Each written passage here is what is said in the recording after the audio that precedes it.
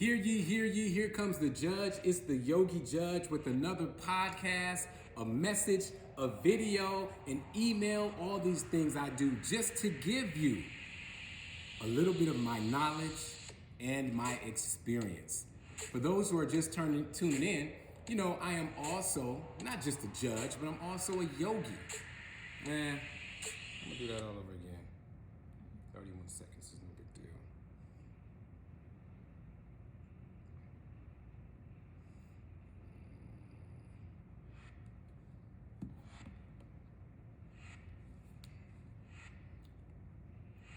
Hear ye, it is Judge Dawson once again with another podcast, another video, all these things that I do to try to give you information that you can use so that you don't derail your future. Now, some of you know I am a judge as well as a yogi.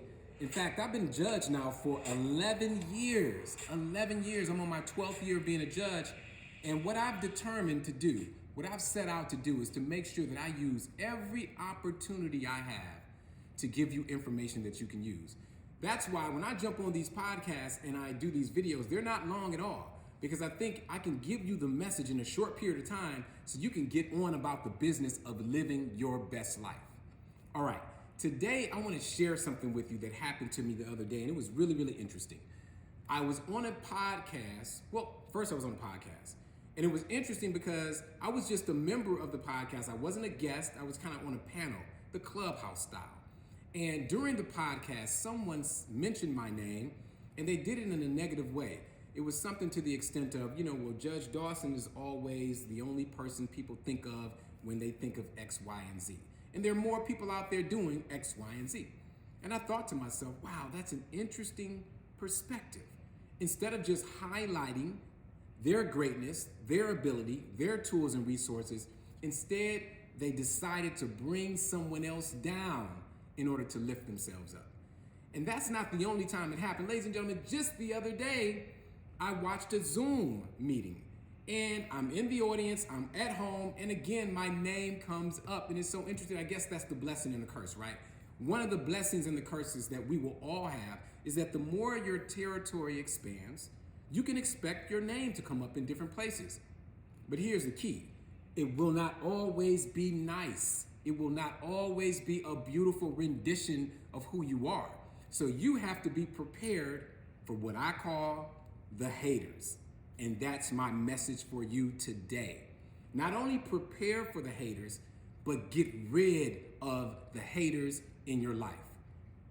Now, it seems like a very easy thing to say. And it seems like a very easy thing to do. But in reality, we're not used to getting rid of haters for several reasons.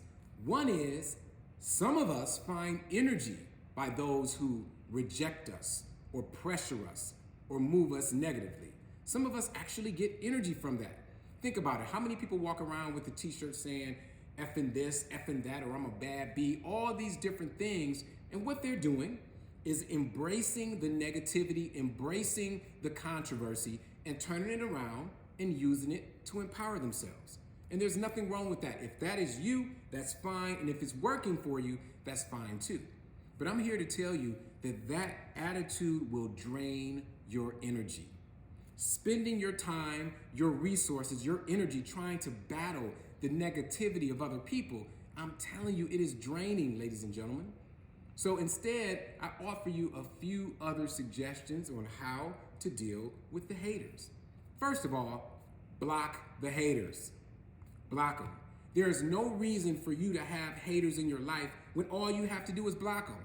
Either that's unfollowing them or blocking them on social media or somehow just not watching their stuff or giving them access to yours.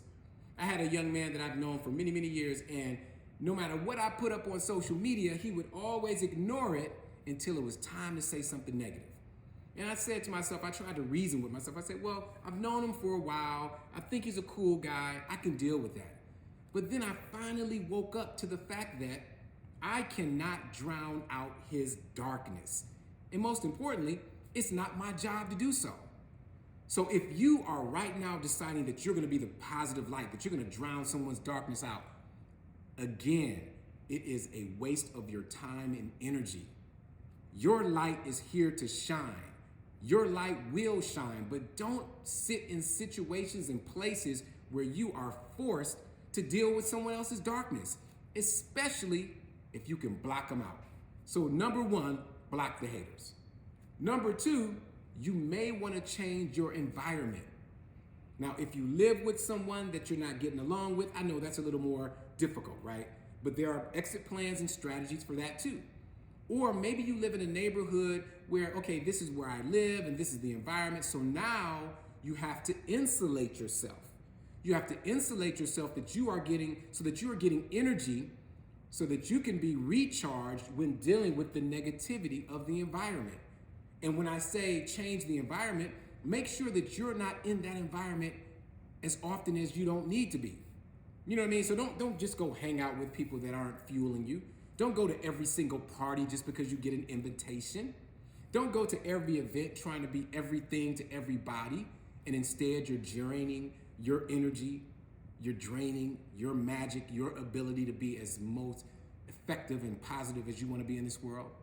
So you have to be active in changing your environment. And then physically, if you can actually move away from somebody, that may be the best thing to do. But the bottom line, this short message was inspired by the experiences that I've had, and I know you've had it too, where you felt that, you know what, why did that person just hate on me? Keep in mind that people exist in negativity because that's the easiest and most natural state of humans. It's been that way from the beginning of time. Think about it, kids, when they're born, the first thing they're doing is, ooh, this is mine, that's mine, and they're pulling and they're willing to just act out. It's our natural state. The unnatural state, the higher level of living, is to walk around with positivity, love, and compassion. And you know how you do that? By blocking out the negativity. All right, ladies and gentlemen, that is my short moment with you today. As I told you, when I do these podcasts and I do these videos, I don't keep you long. I just want to give you some information that you can take with you so that you can move to the next level. Now, if you enjoyed this short message, share it with somebody. The worst thing we can do is to hold positive information in and not spread it through the world, because believe it or not, your silence is violence. All right, ladies and gentlemen, have an amazing day. It's Judge Dawson. And until I see you again, namaste.